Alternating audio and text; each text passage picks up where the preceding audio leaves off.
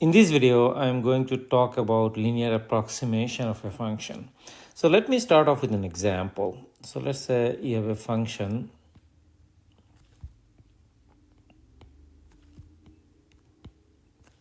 that looks like this. So let's say at this point you have the tangent line right here. So let's say this is my point of interest A. So at point A, you have the tangent line. This is y is equal to f of x, okay? And the slope of the tangent line is given by f prime of A. Now, there are situations where you kind of know the value of a function at this particular point, but you don't know the value of the function in the neighboring points. So you may know the value of the function at point A, but may not know the value of the function in the vicinity of A. In those cases, this kind of approximation or linear approximation becomes a very powerful tool. Why is that the case? Why can we approximate the function using the tangent line or by using linear approximation? So let's take this point A and some neighborhood around it, and let me blow it up. Okay, so something looks like this. So if you blow it, the function kind of probably looks like this, and the tangent line is right there. So if this is your point, if you are in the close by neighborhood, okay, the tangent line becomes very, very close to the actual function value.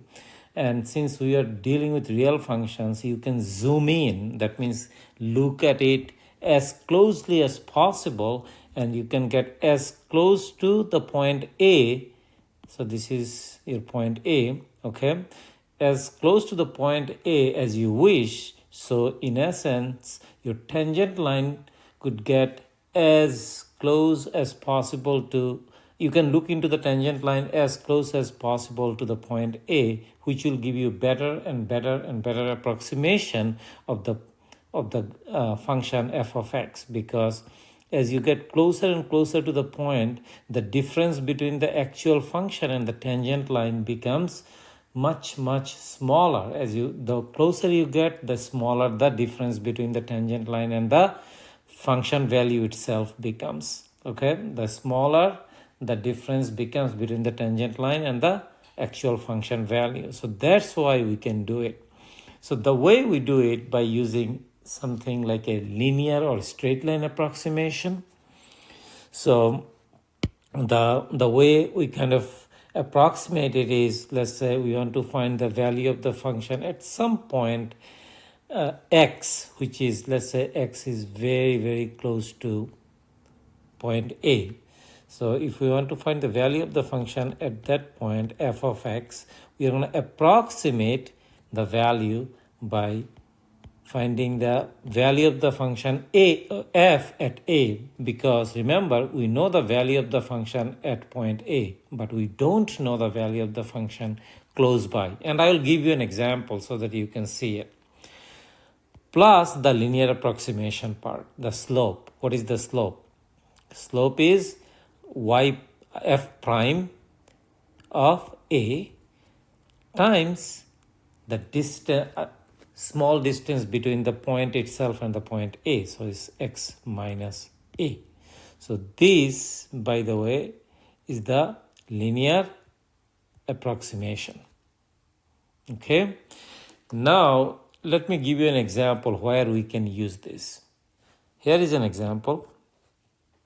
Look, this function, if I want to find f of 1, that's pretty easy. Cube root of 1 plus 7, which is cube root of 8. What number can you multiply 3 times to get 8? That's obvious, easy.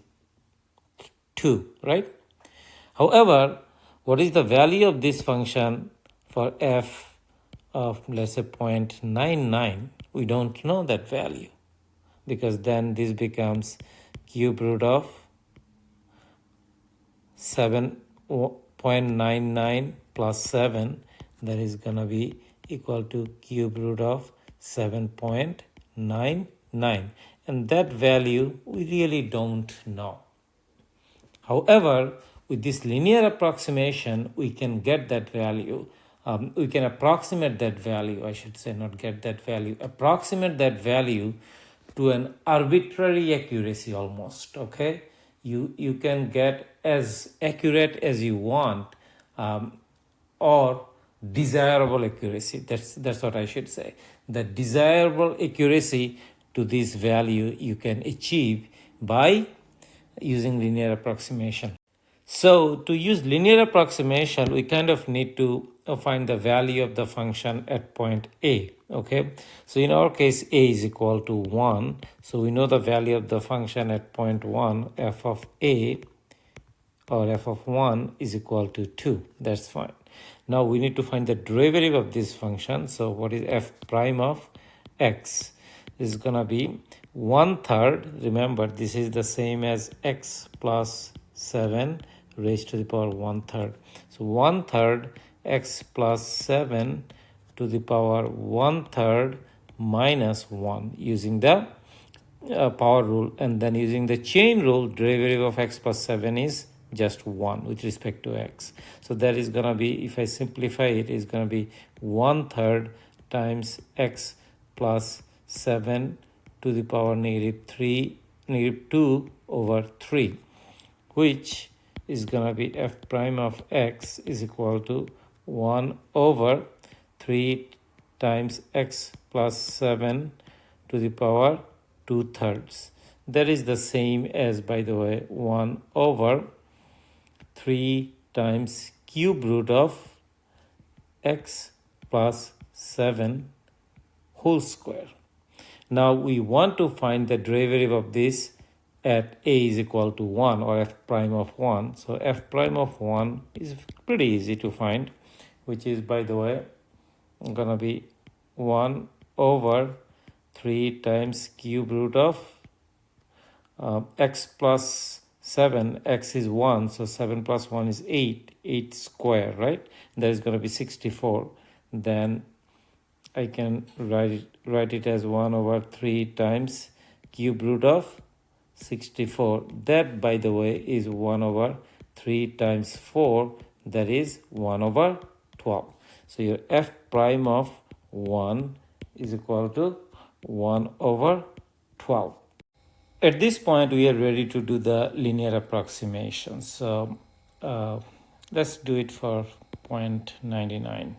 So f of 0.99 is going to be cube root of, actually I did it already over there, plus 7 is going to be cube root of 7.99, and this is going to be approximately equal to, so we don't know this value, this is going to be approximately equal to f of a, or f of 1, which is 2, right? F of 1 is 2, plus f prime of 1, which is just 1 over 12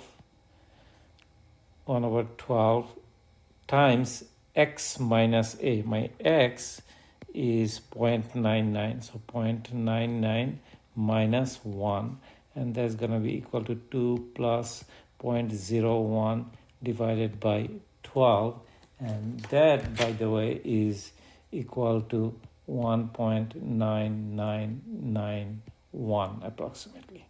So this value is approximately 1.9991. Now let me go ahead and find the value for maybe 1.01. So we want to find f of 1.01, which is going to be equal to cube root of 8.01. So that is going to be roughly or approximately equal to 2 plus, so this is f of a, just to refresh you, plus f prime of a times x minus a. So it's 1 over 12 times x minus a. So x is 1.01 minus 1. And that is going to be equal to 2 plus 0.01 over 12.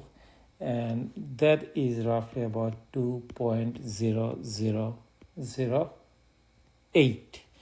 So we found the values for approximate values for cube root of 7.99 and the cube root of 8.01. These are the values we kind of didn't know, right? We only knew the value for cube root of 8, which is just 2.